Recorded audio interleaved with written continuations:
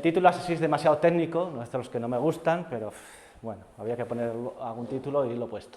Entonces, funtores pro-representables, cuando son inductivos, pues dice inductivo representables, y los módulos de Mittag-Leffler. Bien, hace 3 años yo no sabía lo que eran los módulos de Mittag-Leffler, entonces el típico palabra que le meten a uno ahí dice, bueno, pues me dedico a ver otra conferencia y otra. Bien, quiero justificar un poquito que estos módulos son naturales e importantes. Vamos a ver, algunas razones. Hablar de módulos planos, pues todos sabemos lo que son importantes en álgebra conmutativa y en geometría algebraica, y sabemos que los módulos planos, un teorema del azar, son límite inductivo de módulos libres. Todo módulo plano es límite inductivo de libres. Es un teorema fuerte. Claro, uno se preguntaría, ¿pero límite inductivo de libres metidos dentro del módulo o simplemente límite inductivo de libres? No, es límite inductivo de libres.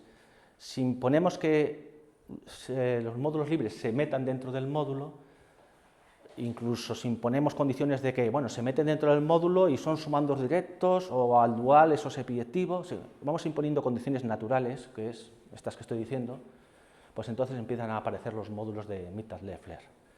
Entonces, no son los módulos planos de Mittag-Leffler, son, digamos, límite inductivo de libres que se meten dentro de tu módulo o límite inductivo de proyectivos que se meten dentro del módulo, y si le pongo alguna condición más, pues se habla de módulos de Mittag-Leffler estrictos.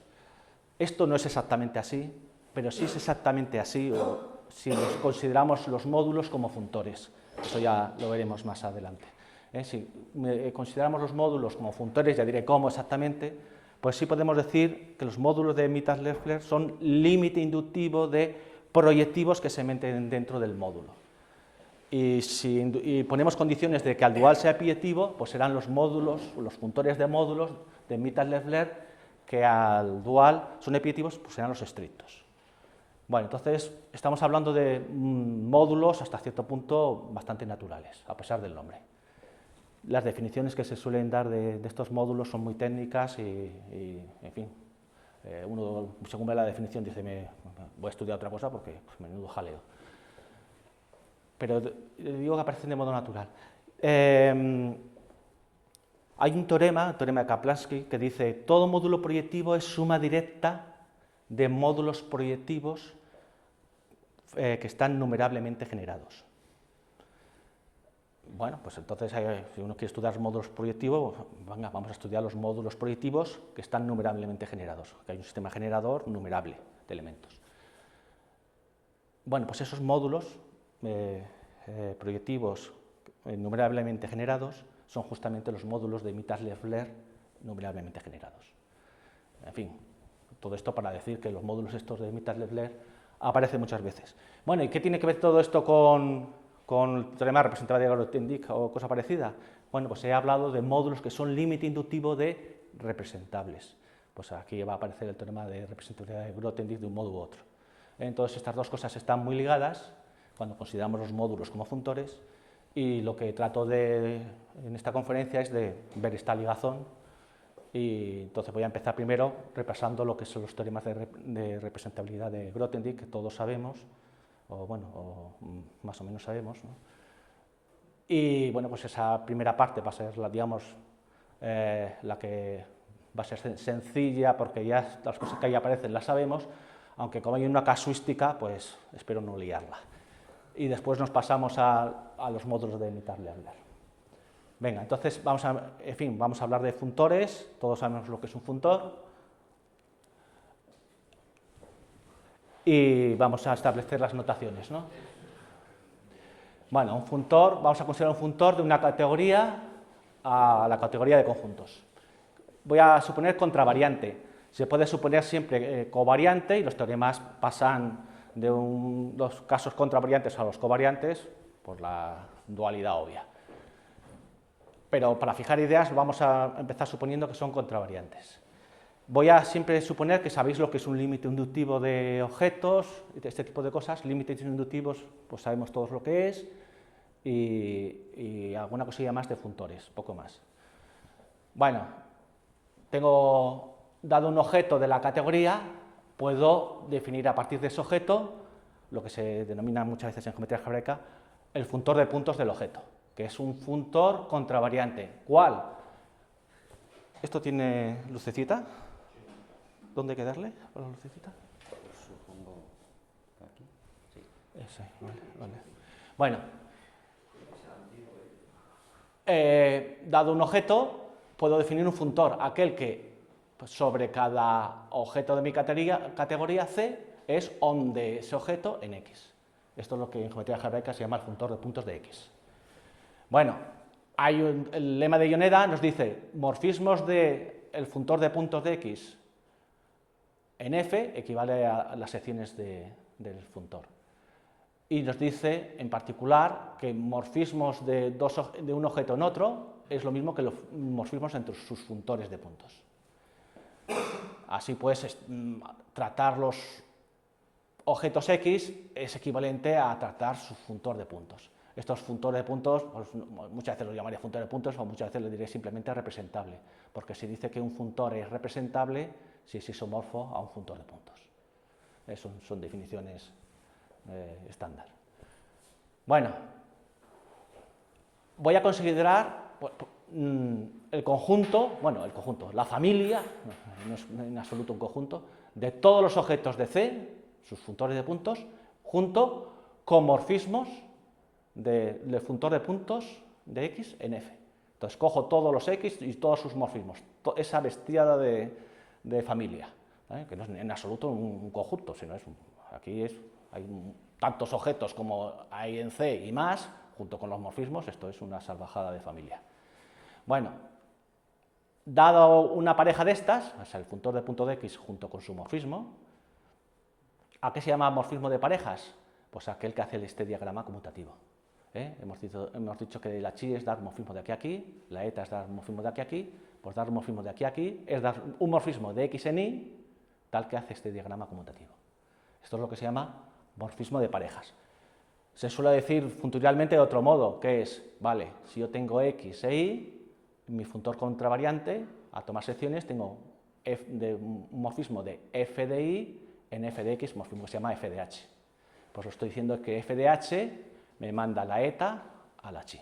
Es otro modo de decirlo. ¿De acuerdo? A mí me gusta más con este diagrama, bueno, también se puede decir así, punto. Además, las dos cosas lo vamos a usar. Bueno, entonces tenemos nuestros funtores representables, ¿de acuerdo? Y hemos hablado del conjunto, de la familia de todas las parejas. Bueno, pues consideremos todas las parejas que estamos dando y todos los morfismos de parejas que hay entre ellas, este diagrama de flechas bestial, ¿no? Que es dar todos los funtores de puntos con sus morfismos a F y todos los morfismos de parejas posibles de unos a otros. Consideremos este diagrama de flechas, que es, ahí hay una trillonada de flechas y de morfismos, ¿no? Bueno, teorema. F es el colímite de este diagrama de flechas. Esto es siempre cierto. Esto es una tautología, ahora la vemos, pero a mí me gusta, es bonita. Es decir, todo funtor es límite inductivo de representables. Voy a utilizar la palabra límite inductivo cuando la familia que tengo es un conjunto. Si es una bestia como esta que no es ni conjunto, voy a utilizar la palabra colímite, ¿vale? Entonces solo voy a hacer ese distingo, pero colímite en teoría categorial es lo que muchas veces llamamos nosotros límite inductivo. Lo que pasa es que nosotros aquí en la carrera, ¿no?, los límites inductivos eran siempre conjuntos y filtrantes. No, aquí estamos, límite inductivo, eso es, dado una bestiada un diagrama de flechas, llamo límite inductivo a aquel que cumple que morfismo de todos estos en cualquier otro sitio es dar morfismo del límite inductivo en ese otro sitio. Bueno, pues teorema, todo funtor es colímite de este diagrama de flechas, del diagrama de flechas formadas por las parejas de las parejas. Bueno, la demostración es, vamos a ver, estoy diciendo, si doy un morfismo de este diagrama en un funtor G, pues tiene que haber un único morfismo de G en F. ¿De acuerdo? Bueno, pues lo que estoy dando es para cada x punto sub chi un morfismo en G, y dado otro, un morfismo en G, que haga este diagrama conmutativo. Eso es lo que antes estoy diciendo, es dar un morfismo de este diagrama de flechas en un funtor G. Pues tengo que dar un morfismo de cada uno de estos en G, y después compatible con todas las flechas. ¿De acuerdo? Bueno, pues entonces estoy dando un morfismo de cada uno de estos en G, compatible con las flechas que hay entre ellos, con los morfismos de parejas que hay entre ellos. Estoy dando esto. Entonces, ¿qué estoy diciendo? Para cada chi tengo que definir un phi de chi, para cada eta un phi de eta. De modo que este diagrama sea conmutativo. Estoy diciendo que G manda phi de n a phi de chi. O sea, G de h manda phi de n a phi de chi. Eso es lo que estoy diciendo. Aquí estaba diciendo f de h manda eta a chi. Y aquí estoy imponiendo ahora que estoy dando estos morfismos y estoy diciendo g de h manda phi de eta a phi de chi. Eso es justamente la definición de morfismo de funtores de f en g. Para cada chi tengo que dar un phi de chi, de modo que se cumpla que g de h mande a phi de chi cuando la eta por f de h iba a h. Eso, en fin, que es, como veis, lo habré explicado mal, pero es inmediato. ¿De acuerdo? Entonces, formalmente, es una tautología, por lo tanto no va a ser un teorema que diga demasiado, pero nos dice que todo funtor es colímite de representables. Un colímite bestial, porque no es ni los representables que tenemos ahí, esa familia de representables no es un conjunto de objetos, es una familia de objetos. Entonces está el problema serio de que este colímite sea un límite indutivo de conjuntos. Y después estará el problema además de que si es filtrante y después incluso si esos morfismos son inyectivos. Habrá una serie de problemas. Pero el teorema es, digamos, siempre es cierto. Un funtor es límite indutivo de representables. Colímite de representables. Bueno, cuando uno estudia los límites inductivos, hay una propiedad muy básica y que se utiliza muchas veces, es que si yo tengo un sistema proyectivo o un sistema inductivo y tengo un subconjunto cofinal dentro de ese sistema inductivo, el límite inductivo de todos es el límite inductivo del sistema cofinal. Eso es una... Ahora lo digo. Tú tienes un diagrama de flechas y dices, no, bueno, venga, voy a coger unos cuantos de estos vértices, de estos objetos que tengo en este diagrama, de modo que siempre que tenga uno de aquí, tenga un morfismo en uno de ellos. ¿Vale? Entonces dices, límite inductivo de todos es el límite inductivo de estos poquitos. ¿Vale? Bien, esa es la condición de que el conjunto, lo que acabo de decir, dando un diagrama de flechas bestial, si cogemos unos cuantos que cumplen la propiedad de que todo X del diagrama tiene un morfismo en uno de ellos, es lo que te acabo de intentar explicar. Bueno, y hay que imponer una condición más al diagrama de flechas. La condición que vamos a poner es que siempre que tenga dos flechas que parten de uno, yéndome un poco más lejos, obtengo este diagrama conmutativo. Si parten dos flechas de uno, pues existen phi y f, bar phi, no sé muy bien cómo se dicen estas letras, que hace este diagrama conmutativo. ¿Vale? Dado dos flechas, yendo más lejos, van a parar a un mismo sitio. ¿Vale? Bueno, con estas dos condiciones, de que mi diagrama de flechas cumpla esta condición y que exista un conjunto dominante, en el sentido que te explicar antes, pues el teorema formal y que uno sabe siempre en teoría de límites inductivos es que el colímite de todos es el colímite de los poquitos que hemos cogido. ¿De acuerdo? Ya digo que utilizo la notación esta cuando ya la familia que tengo es un conjunto de cosas. Entonces, tenía que haber puesto colímite igual a colímite, pero este colímite ya lo denoto límite inductivo. ¿De acuerdo? Y es un colímite razonable. Bueno, ya es, por lo menos ya estamos con conjuntos. Tengo un conjunto de objetos con un conjunto de morfismos y cojo el límite inductivo de todos esos. Dices, bueno, vale. Y ahora, además tenemos el problema de, bueno, me gustaría que este conjunto de flechas que tengo fuese filtrante creciente, ¿eh? Que es lo que se suele estudiar, sobre todo en álgebra conmutativa y en geometría algebraica, pero que si te vas a un concepto categorial, casi te miran como un bicho raro. Pero bueno, nosotros estamos aquí en álgebra conmutativa y geometría algebraica y los límites que nos gustan son los límites inductivos filtrantes, ¿vale? Bueno. Bien, he dado esa definición de que cuando un diagrama de fechas y una familia cofinal, pues el colímite de todos es el colímite de la familia. En el contexto que estábamos, ¿no? Vamos con el teorema antes de que la proposición. Tenemos un funtor y supongamos que haya un conjunto dominante de parejas. Antes ponía todos los funtores representables con todos los morfismos. Digo, no, supongamos que hay un conjunto dominante de parejas y que cumpla que los V-diagramas de la categoría habiten cono por la derecha. Esa es la condición exacta que os he dicho. Dados dos morfismos, yendo más lejos, hay uno. Por eso se dice V-diagrama, cono por la derecha, que dice que hay uno, dado dos flechas, hay uno por la derecha.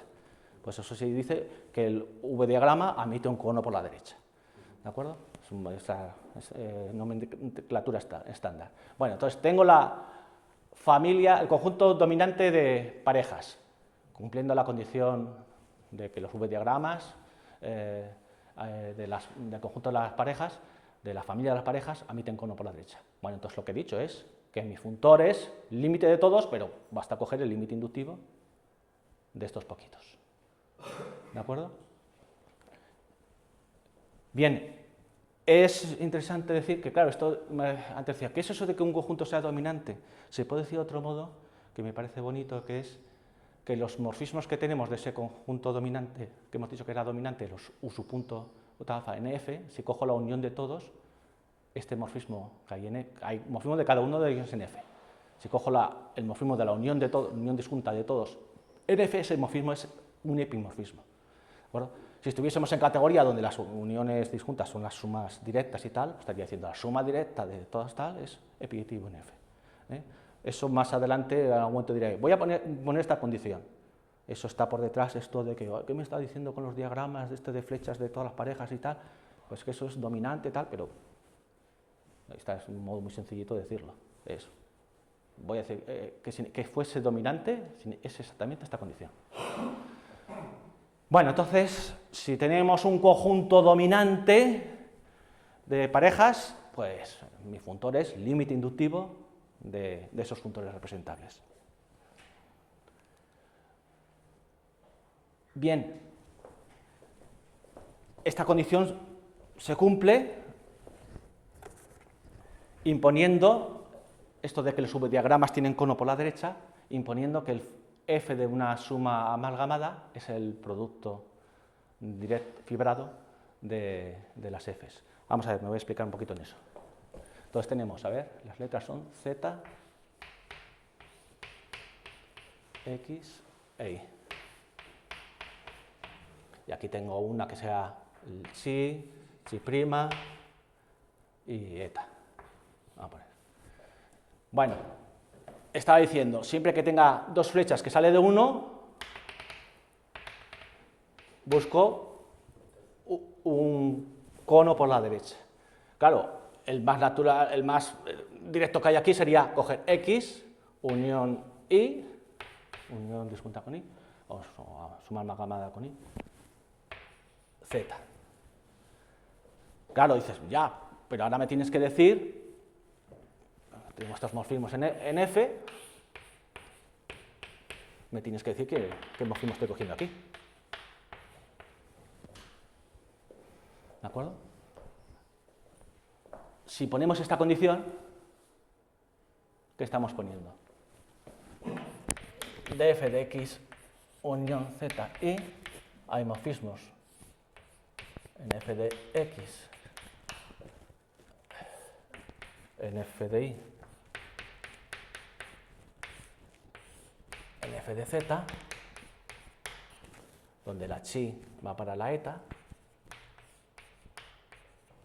la chi' va a parar a la eta, y como esto es f de x unión, producto directo, f de y, f de z, claro, aquí tenemos un elemento que va a parar a este y a este, porque este es el producto fibrado de estos dos. Claro, ese elemento se nota chi'. Este es este chi', que es un elemento de aquí, es el que estamos cogiendo aquí.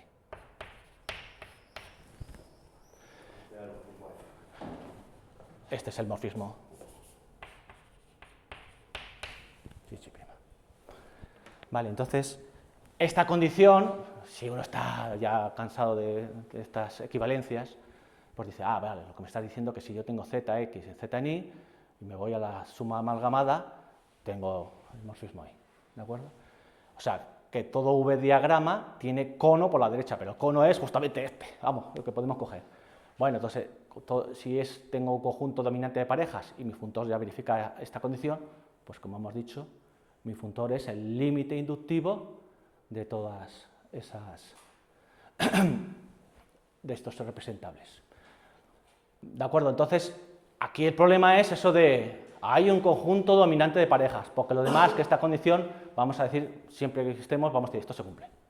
Entonces, el problema de que un funtor sea límite inductivo de representables es, ¿hay un conjunto dominante de parejas o no lo hay? Nosotros.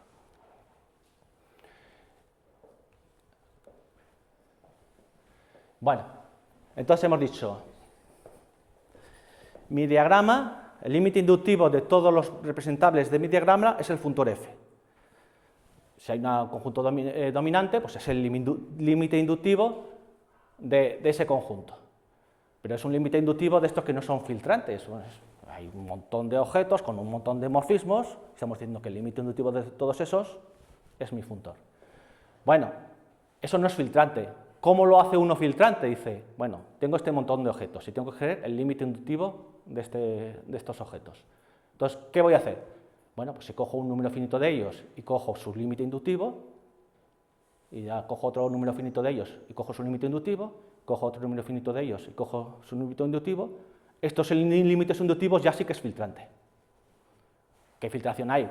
Si cojo un número finito de objetos con unos cuantos morfismos y otro más grande, pues los límites inductivos van uno al otro. Entonces, aquí voy a utilizar una condición que es límite inductivo del límite inductivo es límite inductivo de todos. Entonces, tenía mis U y alfas que no estaban filtrados, es un montón de objetos con un montón de morfismos. Dices, vaya, pues lo voy a cambiar por lo siguiente. Voy a coger, en vez de todos estos, poquito a poquito. Cojo un número finito de ellos y un número finito de morfismos, límite inductivo de esos. Un número finito de ellos y morfismos entre ellos, límite inductivo de estos. El límite inductivo de todos estos va a ser el f. Y ya va a ser un límite inductivo filtrante. ¿De acuerdo? Bueno, para que esto de que cojo un número finito de ellos y el límite inductivo sea una pareja de estas que estoy cogiendo, pues se inicia la condición de que f mande estos límites inductivos finitos, porque he dicho, cojo un número finito de objetos y un número finito de morfismos, límite inductivo. Pues necesita que f conserve esos límites inductivos finitos. ¿De acuerdo? Entonces es la condición que se pone. Y eso es lo que se suele decir que es f es exacto por la izquierda, que se dice de muchos modos. ¿Qué significa exacto por la izquierda? Pues que manda uniones finitas a productos directos y con núcleos a núcleos. Recordar que el funtor este es contravariante y para unas cosas es bueno ponerlo contravariante y para estas que estoy diciendo, pues es malo haberlo puesto contravariante, pero bueno. Vale, entonces, f exacto por la izquierda, claro, cuando estamos con categorías abelianas y tal, pues que manda inyecciones a inyecciones y la suma directa ya sé que de un número finito de ellos va a producto directo porque lo he puesto en la definición. Entonces uno dice, f exacto por la izquierda si conserva inyecciones. En caso covariante. En caso covariante. En el caso contravariante, pues eso. Conúcleos y coproductos van por f a coproductos, a núcleos y productos. Bueno, entonces ahí ya consigo que f es límite inductivo filtrante. La única condición que le tengo que imponer al funtor es que sea exacto por la izquierda. Bueno, entonces, f exacto por la izquierda, F es límite inductivo de representables de los que nos gustan, límite inductivo filtrante. ¿Vale? Esta condición se puede debilitar un poquito, en vez de que tenga exactamente el límite inductivo aquí, cuando cojo una cosa finita, no, puedo coger uno que esté más lejos, no importaría. Entonces se debilita un poco la condición y se dice con la palabra cono. La categoría tiene funcionalmente conos, es decir, da unos cuantos. Hay uno que está más allá, no hace falta que coja el límite inductivo, y F es exacto por la izquierda. Bueno, cuando si la familia P lo cumple, no hace falta decir que F sea exacto por la izquierda. Bueno, pues entonces F también es límite inductivo filtrante de funtores representables. ¿De acuerdo? Bien, ya estamos en situaciones en las que queríamos funtores que son límite inductivo filtrante de funtores representables. El teorema de representatividad de Grothendieck dice, si además, no los límites inductivos finitos, sino cualquier límite inductivo, F los manda a límites proyectivos, pues entonces F es representable. ¿De acuerdo? Y se puede debilitar un poquito la condición igual que antes, diciendo, bueno, siempre se necesita, insisto, que haya un conjunto dominante de parejas. Bueno, entonces, esta condición se puede debilitar un poco diciendo, en vez de que F mande límites inductivos a límites proyectivos, vamos a poner la condición, ¿dónde está puesta? Esto, la cono por la derecha. En vez de que cuando yo tengo un límite inductivo, un sistema inductivo, tenga el límite inductivo a F, pues que tenga uno que esté a la derecha de todos ellos. Bueno, pues si se debilita la condición, esa condición, no podemos decir exactamente que F sea representable. Lo que nos va a salir es que es el conúcleo de un par de morfismos de un objeto de las parejas, de unos vértices de la pareja, por un morfismo que se llama proyector, que significa que al cuadrado es el mismo. P al cuadrado es P. Bueno, pues entonces F es un conúcleo de esos dos. ¿De acuerdo? Bueno, esto porque es cierto, hemos dicho, el teorema representativo de Grothendieck, hemos dicho, F es el límite inductivo de todos estos. Claro, si yo cojo el límite inductivo de todos estos y es uno de los que aparece en la familia, pues F es el límite inductivo. ¿De acuerdo? Si aquí estuviese el límite inductivo de todos los objetos X, con un H correspondiente, es que F es este. ¿De acuerdo?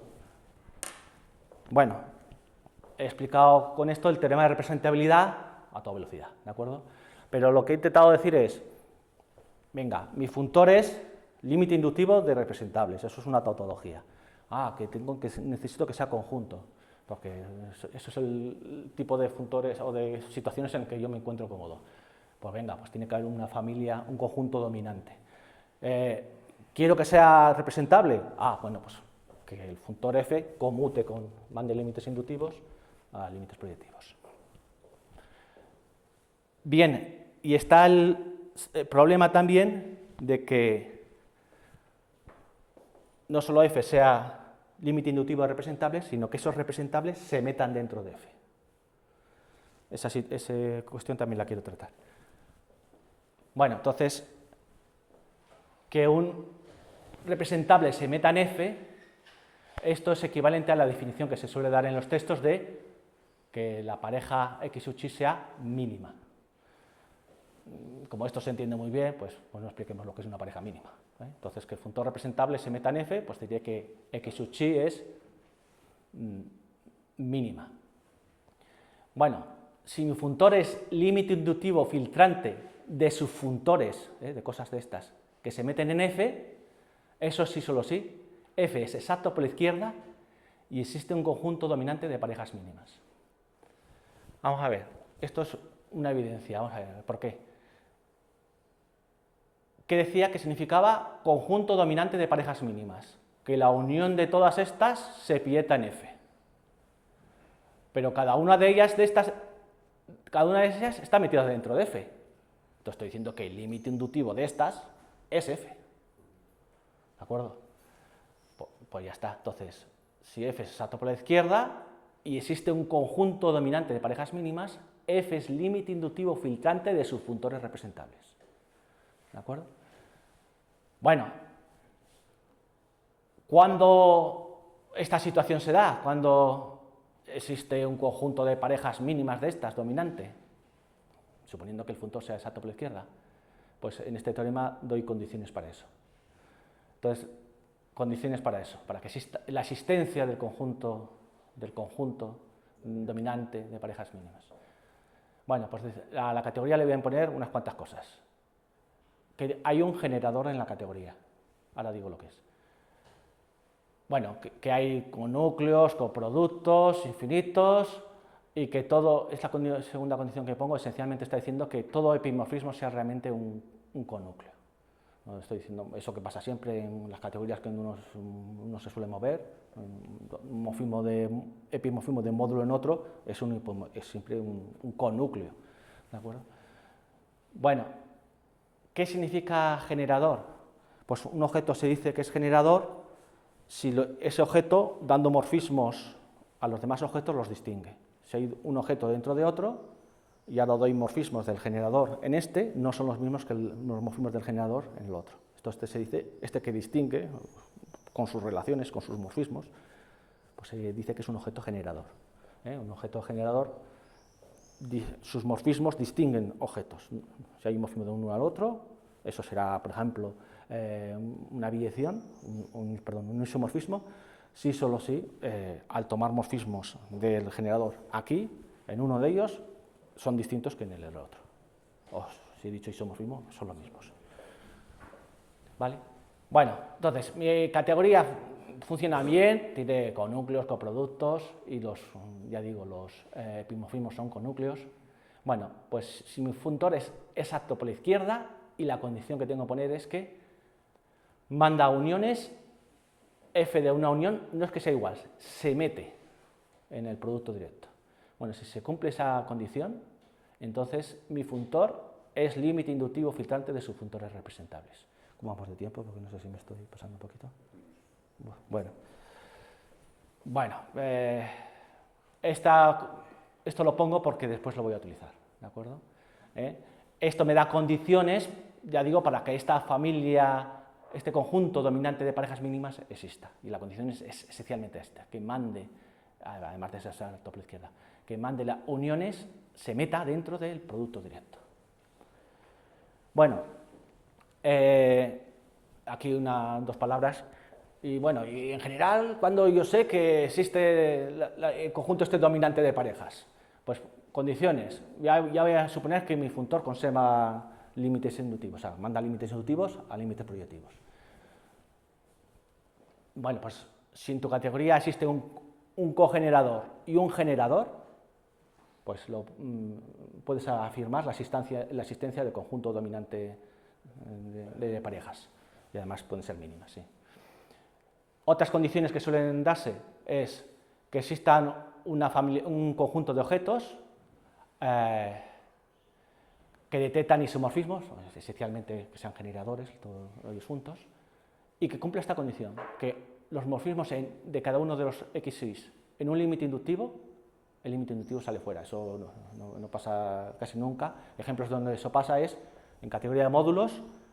Cuando un morfismo de un módulo en un límite inductivo, el límite inductivo sale fuera. Pues eso caracteriza a los módulos de presentación finita. Módulos de presentación finita si tiene esa propiedad, que donde el módulo de presentación finita en un límite inductivo, el límite inductivo sale fuera. Si estamos en anillos neterianos, estamos hablando de módulos finitogenerados.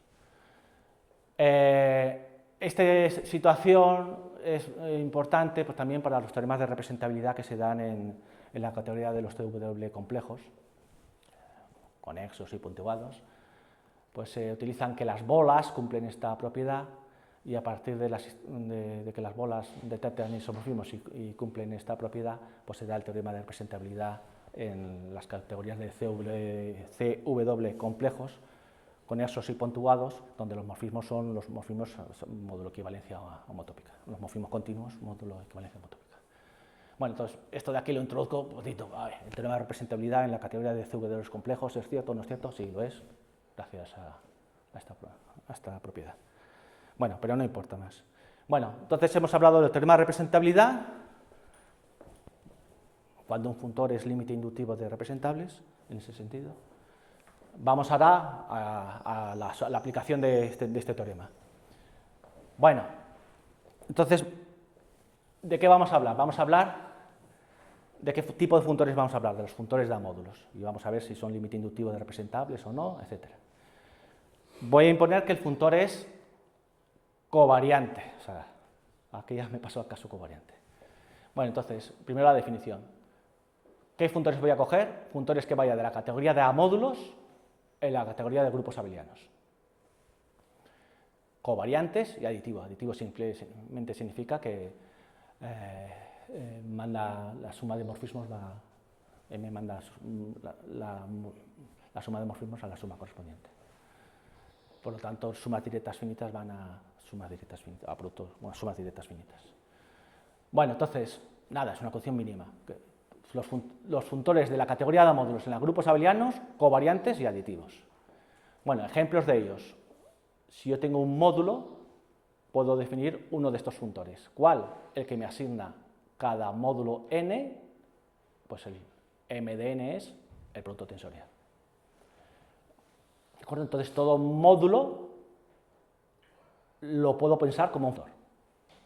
¿Cuál? Pues lo que he dicho. M de n es el producto tensorial de m con n. Bueno, entonces, todo módulo lo puedo pensar como un funtor de covariante, ¿no? Como un funtor de amódulos. Bueno, pues un teorema que hay es que la categoría de amódulos es equivalente a la categoría de funtores de amódulos. A estos funtores M bonita, M caligráfica que estoy poniendo, los llamo cuasicoherentes. Al funtor asociado a un módulo lo llamo funtor cuasicoherente.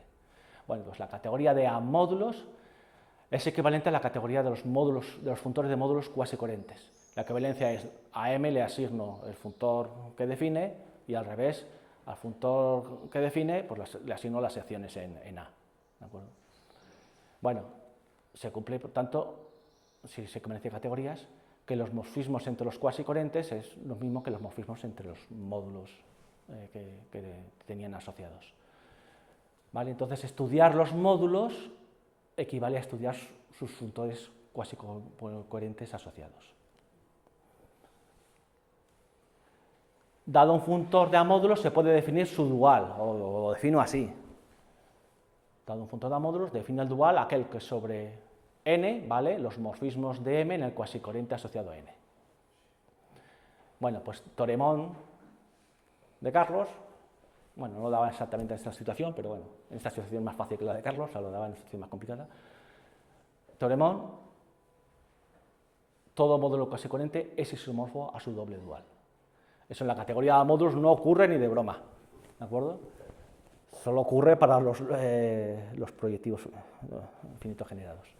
Para que un módulo sea isomorfo a su... Bueno, por lo menos eso lo cumplen y si no... Bueno, eso es totalmente falso. Un espacio vectorial no es isomorfo a su doble dual.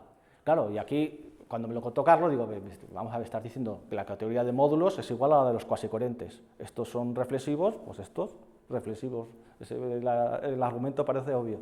Bueno, hay que tener cuidado y no es cierto el argumento. Pero sí es cierto el teorema de reflexividad. Todo cuasicoherente es reflexivo. Bueno, en el caso de quién es el dual de un cuasicoherente, pues es el que asocia a cada módulo n, pues los morfismos de m en n. Esto diríamos que el dual de un cuasicoherente le llamaríamos los copuntos de m, es el representable. M estrella es representable, ¿por quién? Por m. ¿De acuerdo? Entonces, he dado mucha importancia antes a los representables. En esta situación, ¿quiénes son los funtores representables? Los duales de los cuasicoherentes. Estos son los representables que antes estaba yo destacando. Bueno, entonces, teorema. Un funtor es exacto por la izquierda si solo sí es límite inductivo de representables. Es el teorema que antes he explicado. Para que un funtor sea límite inductivo de representables, tiene que ser exacto por la izquierda. ¿Vale? Límite inductivo filtrante. Si imponemos además la condición de que no solo sea exacto por la izquierda, sino que sea exacto, entonces podemos llegar a la conclusión de que el funtor es límite inductivo de duales de libres. ¿De acuerdo? Bueno, vamos a... Eso es muy fácil de ver, ¿no? Todo esto es sencillamente muy sencillo. Bueno, vamos a traducir esto al caso de los módulos. Dado un módulo, bueno, está enunciado, no vine antes, pero bueno, vamos a hacerlo. Dado un módulo, va a ser finito generado y proyectivo si solo si el funtor asociado es representable. Sigamos con la segunda cuestión. Un módulo va a ser plano si solo si, ¿qué significa plano? Que su funtor va a ser exacto por la izquierda. El funtor asociado, el cuasiconiente asociado, m bonita, aplicado a una asociación exacta, eso sale exacto. Entonces, m es plano si solo si m es exacto por la izquierda. Y acabamos de decir, exacto por la izquierda, límite inductivo de representables. Sigamos con el caso de exacto. M es plano, estamos diciendo eso es lo exacto por la izquierda, el m bonita, el cuasiconiente asociado. Es exacto. Entonces, límite inductivo de duales de libres. Bueno, y es muy fácil ya en esta situación llegar a que estos duales de libres podemos considerarlos que sean finitos generados. Dual de un finito generado libre es libre. Entonces, nos saldría que M es límite inductivo de libres. Eso es el teorema del azar. Entonces, el teorema general de que M es límite inductivo de duales de libres, en el caso de que sea exacto, aplicado al caso de módulos planos, nos está diciendo que M es límite inductivo de libres. Bueno, son curiosidades, ¿no? Porque esos teoremas son bien conocidos, sin tratarlos futuralmente. Bueno, y ahora, ¿a qué diré que es un funtor sea de Mittag-Leffler, ¿no? Pues diré que es de Mittag-Leffler si M de un producto directo se mete en el producto de los M. Antes había puesto M de una unión disjunta, se mete, claro, pero ahora estamos en el caso covariante, entonces la suma almagada, en el caso covariante es el producto directo, ¿no? La suma de los coproductos son dualmente. El morfismo que se emplea es inyectivo. Este sea inyectivo. El morfismo se emplea en del producto. Sí, sí, exacto. Entonces estoy diciendo que ese morfismo va a ser inyectivo. Y esta es la condición que di, cuando estaba con los teoremas de representabilidad, de que el funtor fuese el límite inductivo de representables que se meten dentro del módulo. ¿De acuerdo? Entonces, esta condición me dice M es de Mittag-Leffler, es decir, M cumple esta condición, si solo si es límite inductivo de subfuntores representables. Se puede, todo funtor representable en la categoría de funtores es proyectivo, entonces también es equivalente a lo siguiente, que es M es límite inductivo de subfuntores proyectivos. Claro, si esto lo aplicamos al caso de módulos y el módulo cuasiconiente asociado, está diciendo el módulo M es de Mittag-Leffler si el cuasiconiente asociado es límite inductivo de subfuntores proyectivos. Con el módulo eso no se puede decir. Un módulo, si es de Mittag-Leffler, yo no puedo decir que sea límite inductivo de proyectivos. Pero si cojo los funtores asociados, que uno dice, hay una equivalencia, si cojo el funtor asociado, sí puedo decir, mi módulo era de Mittag-Leffler, sí solo sí, el cuasiconiente asociado es límite proyectivo de subfuntores proyectivos. Entonces, a veces considerar las cosas funtorialmente, que uno dice, es una equivalencia, así que no vamos a decir nada en un sitio que no lo digamos en el otro. No. No es cierto. Subfuntores que no son cuasicorientes. No son cuasicorientes, claro. Es una categoría más grande, Claro. Hay más subobjetos que la... Claro, es un poco más amplia y ahí sí puedes... Pero claro, al ser más amplia, la condición de proyectivo es más exigente. Sí. Entonces, pero siendo más amplia, y uno dice, pues quizás el teorema es todavía más falso. No, no. Es más amplia, pero hay proyectivos que no son cuasicoherentes que se meten dentro de mi módulo. Bueno. Y ahora la condición de módulo de Mittag-Leffler estricto. Bueno, la condición que se da en un módulo sea Mittag-Leffler estricto es pues esta condición, que tomando secciones hay un morfismo natural de aquí a aquí y resulta ser inyectivo. Esto esencialmente es, porque así puesto dice, vaya lío, esencialmente está diciendo, que M se mete en su doble dual. No es exactamente eso, pero a punto está de ser una equivalencia. Entonces, vamos a ver, si uno quiere pensar así, bueno, venga, salvo imprecisiones, venga, un módulo de mitad level estricto si M se mete en su doble dual. Bueno, pues en ese caso, M va a ser ¿Los cuasi coherentes lo cumplen? ¿Los cuasi coherentes? no, Digo que los cuasi coherentes eran igual a su doble dual. Los cuasi coherentes eran reflexivos. sí, no, pero no lo cumplen, no. Si estuviésemos sobre cuerpos, tú me dices, en cuerpos, en espacios vectoriales, ¿es equivalente a eso? Sí. Si me dicen los cuasi coherentes, pero sobre un cuerpo, o sea, los espacios vectoriales. Es cierto que mitad level estricto lo son todos, pero vamos, se mete en eso doble El dual. cuasi coherente equivale a que al módulo, pero no como funtor, sino que el módulo sea mitad level.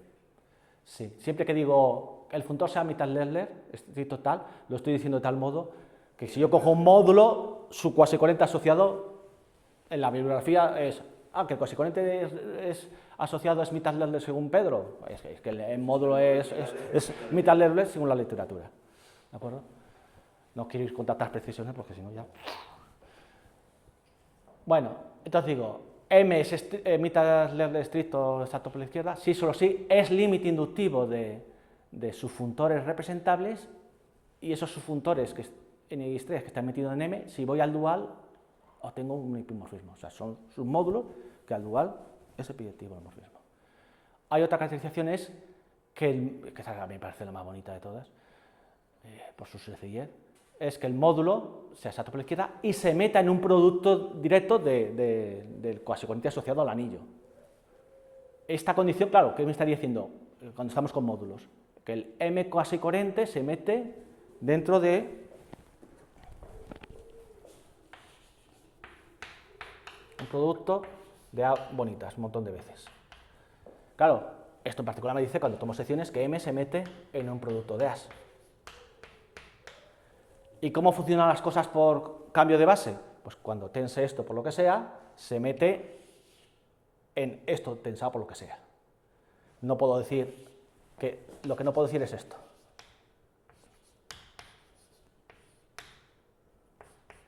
Bueno, lo puedo decir o no lo puedo decir, pero lo que digo es que no es equivalente. Eso no se cumple. O sea, lo que estoy diciendo es que lo que se cumple es esto. No, eso se cumplirá, pero no es suficiente.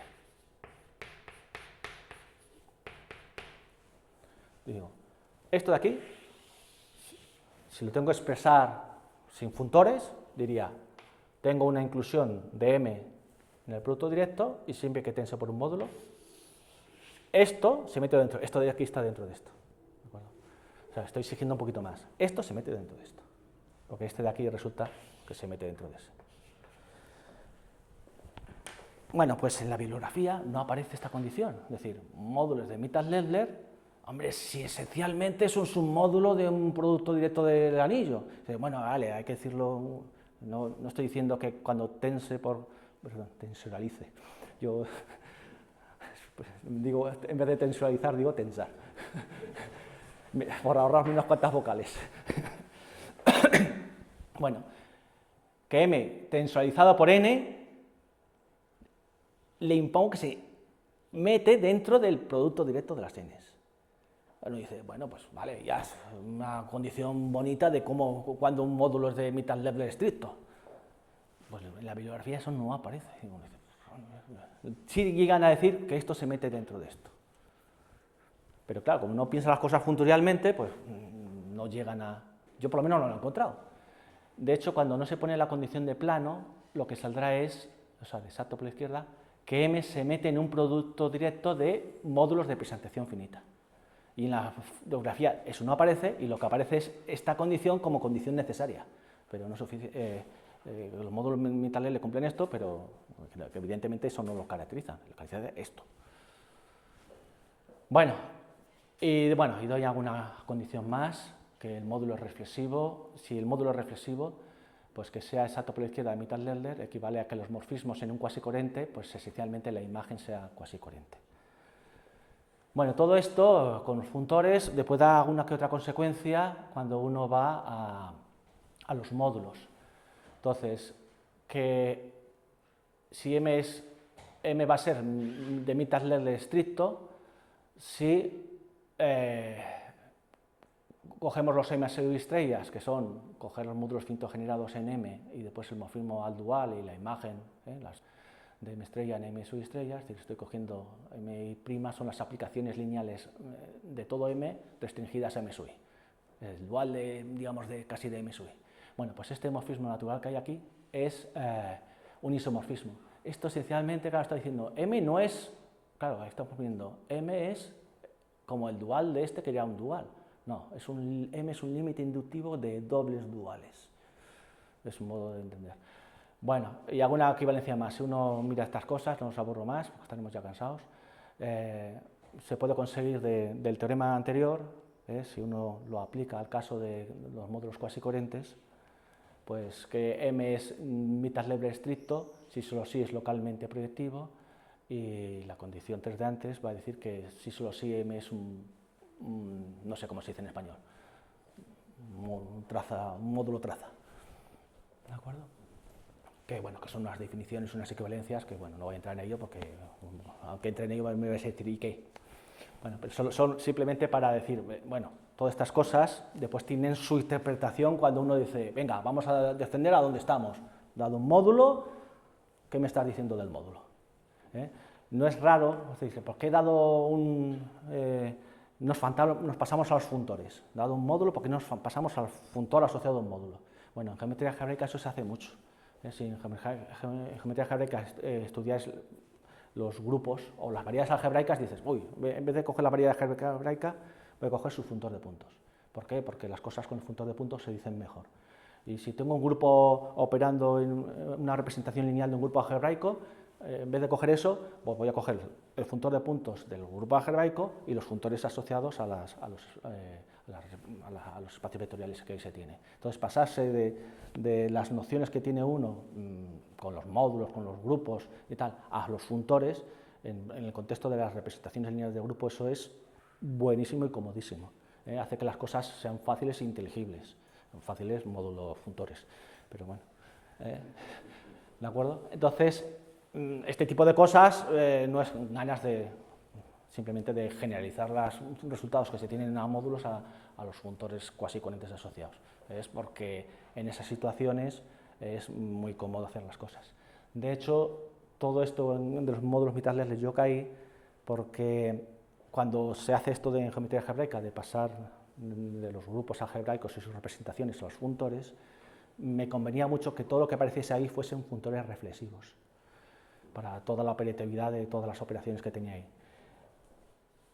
Entonces estudié los reflexivos, vi que los reflexivos eran límite proyectivo de cuasi coherentes. Y digo, bueno, vale, eso es límite proyectivo de cuasi coherentes. Que es lo mismo que decir duales de límite inductivo de representables. Bueno, vamos a estudiar los límites inductivos de los representables. Y me metí aquí. Entonces, sin darme cuenta, caí en los módulos de Mittag-Leibler que no conocía. ¿De acuerdo? Pero digamos que todo ese tipo de operaciones vienen justificadas de una práctica que aquí no he intentado hacer, ¿no? Que es que esas cosas se hacen. Y creo que con esto ya os he agotado del todo, ¿no? Bueno, aquí hago una bibliografía y punto. Bueno, eco. El tiempo bien, ¿no? Decía